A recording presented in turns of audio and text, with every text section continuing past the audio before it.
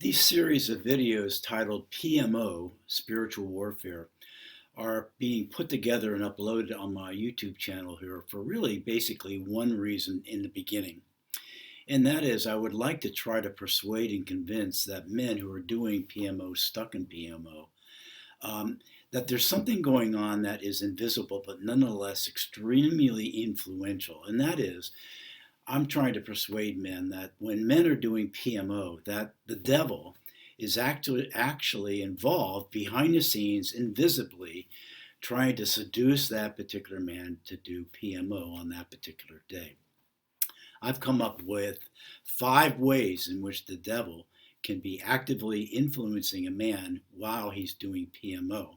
And that's what these series of videos are. First of all, uploading the reason why we are uploading these particular videos. And by the way, when I say Satan, I mean by that Satan and principalities and powers and demons and powers in the dark and the heavenly realms and the kingdom of darkness, which is very broad and very deep.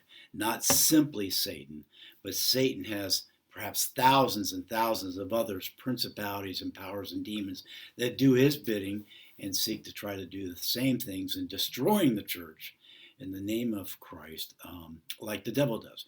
But instead of saying all that in one, I'm just going to title that Satan, meaning, though, the principalities and powers of kingdoms of darkness that lie behind Satan, of which he is the ruler of in this present world. Okay?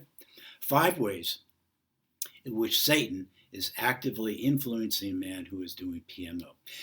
Very quickly, our first video was how when a man is coming under temptation to do PMO, that temptation can come from his own heart, but it can also come from one who is called the tempter in the scriptures.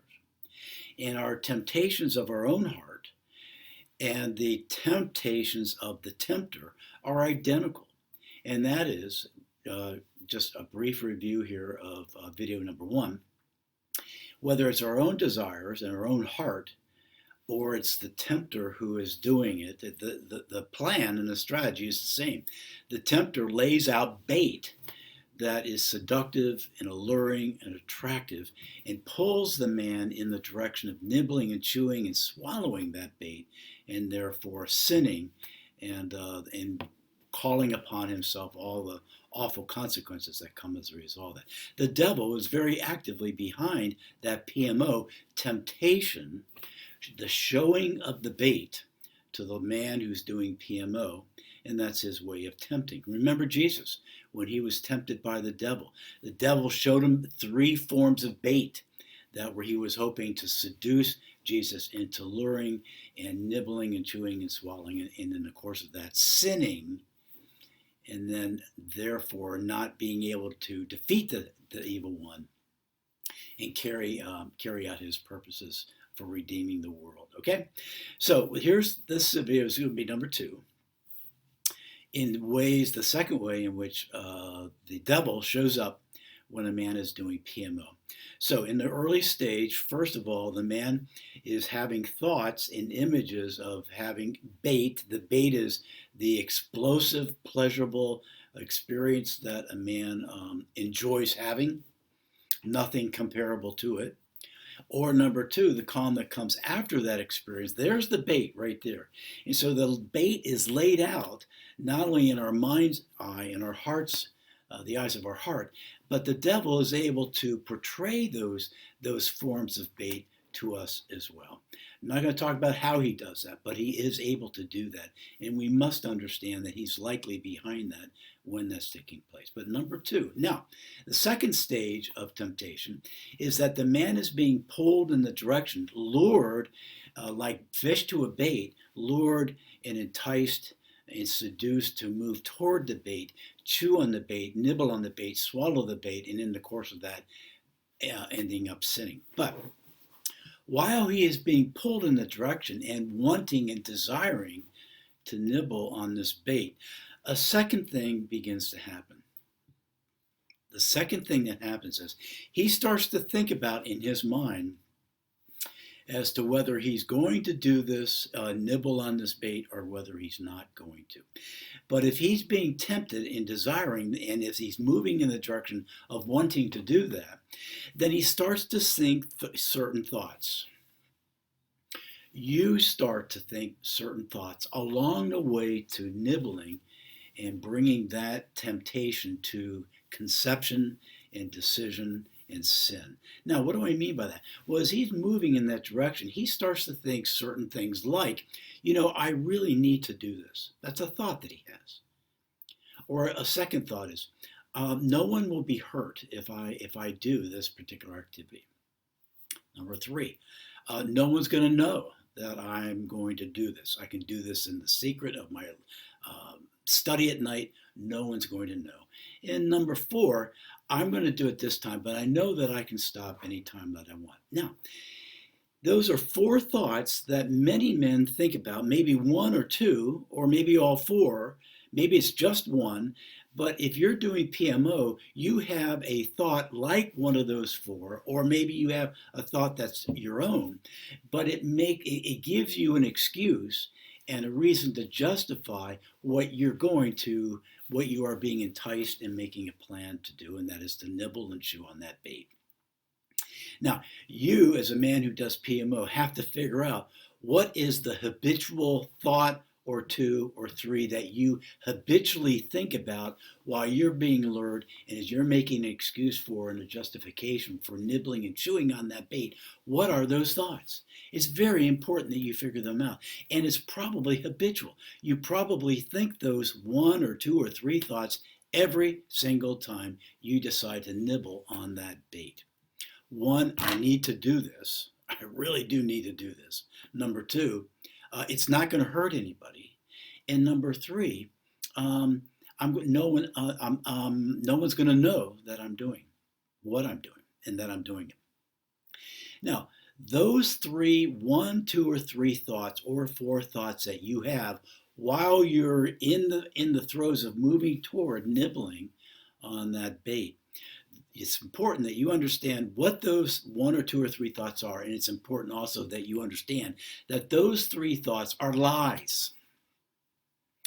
They're lies. They're lies that are coming to me, but they're lies. They're not truth. And by the way, I'm not opposing those thoughts, but I'm believing those thoughts and those lies. So let me show you what I mean. Let's take the first one. I don't need to do this. I'm sorry. The thought that the man is thinking is, you know what? I'm in such a condition, in such a state of mind, in such an emotional state that I really need to do this right now. This is something that I need to do. Let's pause there and let's take a look at that. What does the Bible say that we really need? Jesus, in his dialogue with Mary and Martha, he tells Martha about her anxiety and her frustration and being pulled in so many different directions and agitation and frustration. He says to Martha this, Martha, Martha, you are worried and upset about many things, but only one thing is needed. And Mary has chosen that one thing, and I'm not going to distract her from what she's doing, thinking and believing properly, and therefore properly sitting at my feet and not being agitated and distracted by all the preparations of the meal. So Jesus says that there's a variant to that verse in that Luke account, which said there's only a few things that are needed, really only one. And the few things are food and clothing and shelter, and Jesus, I need him. But there's another reading to that passage that says there's really only one thing that's needed, and that is Jesus. And that is to say that you sit at my feet, you trust and rely and depend upon me, you draw near to me by faith in your heart, and I will draw near to you, and I will take care of all the other things that may be needed at the time. So here's a man who is saying to himself, I'm anxious, I'm discouraged, I'm frustrated, and I really need to do this. That's a lie. That is not the truth. That is a lie. Now, the question is, where does that lie come from? He's thinking, I need this, but that is actually the opposite of the truth.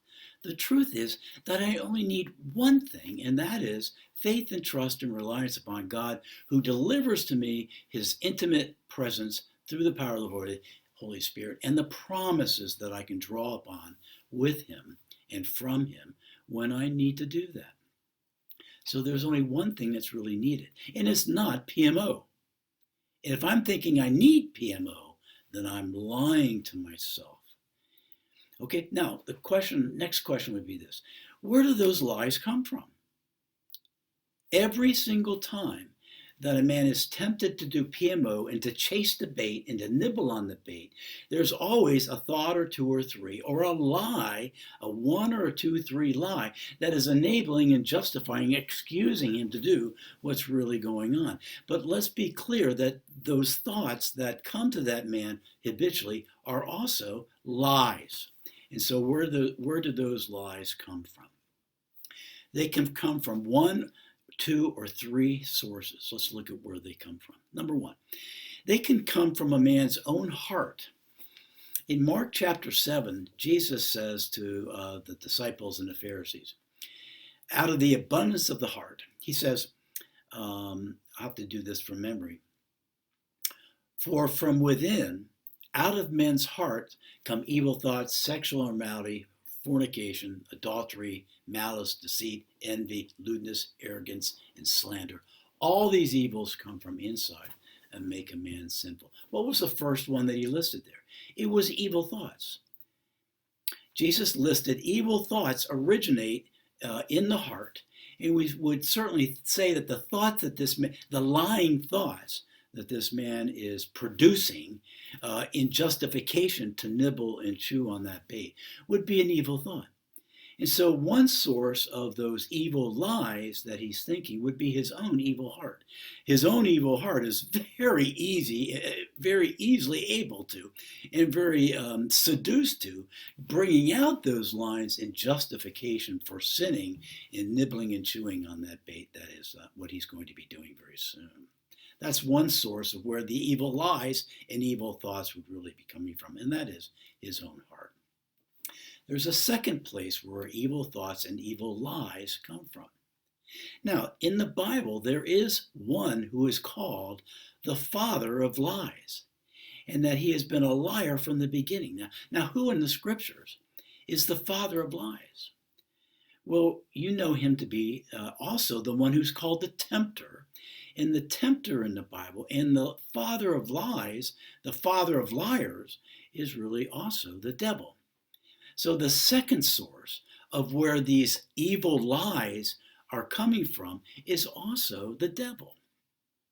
A second way in which he's playing and bringing influence to a man who's being tempted to do PMO. He's not only a tempter when it comes to preparing the bait, but he's also actively involved in producing evil lies on the part of bringing those lies and evil thoughts and evil lies to the one who is doing PMO, so that he will nibble, chew, and bite, swallow, and in the course of that sin, and bring about great destruction in the part of the man who's doing PMO. Okay? So there's the second source, second way in which the kingdom of darkness is bringing its influence upon a man who is doing PMO. First as a tempter, by portraying the bait, and then secondly, by bringing about evil lies in the thought life that are justifications and excuses for doing what he's contemplating and being enticed to do. Okay? Now the third place, first place is his own evil heart, can produce his own evil lies. The second source is the devil, who is able to bring those evil lies on his own to that man. And the third place would be a combination of the both.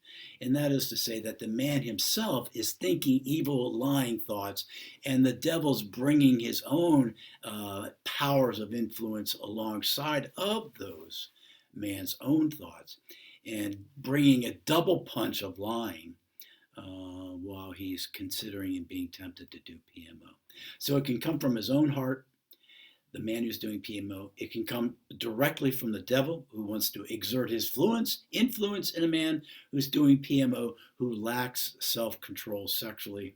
And then thirdly, it can be a combination of the two, tempting that man to do PMO. Okay? Is the devil involved in these matters? Surely he is very, very much involved in a man who is doing PMO. Let me close by quoting a passage in 1 Corinthians chapter 7 about a man who's married, but he lacks self-control in the sexual area. And so Paul says, if you're married, you and your wife may take a season away from having sex so that you can pray, but then you're to come together again quickly. And here's the reason why, and listen to what he says. Do not deprive each other sexually except by mutual consent and for a short time, so that you may devote yourselves to prayer. Then come together again so that Satan will not tempt you because of your lack of sexual self-control. See what he's saying there? Husband, wife, come back together quickly.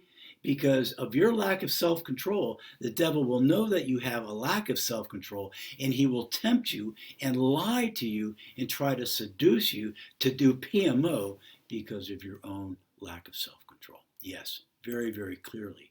The devil and the kingdom of darkness is very much in play when a man is being tempted to do PMO. I hope that's helpful. Now, what we need to learn to do in that case is we have to learn how to do divine and supernatural spiritual warfare to combat the devil, which will also help us to combat what's going on in our own hearts. But if we fail to understand the evil one and all those principalities are really in play and influence here, then it's very unlikely that you're going to find yourself being able to be set free from this sexual addiction. Okay? Look forward to telling you the third way in which the devil is involved and actively influencing the man when he's doing PMO in our next video.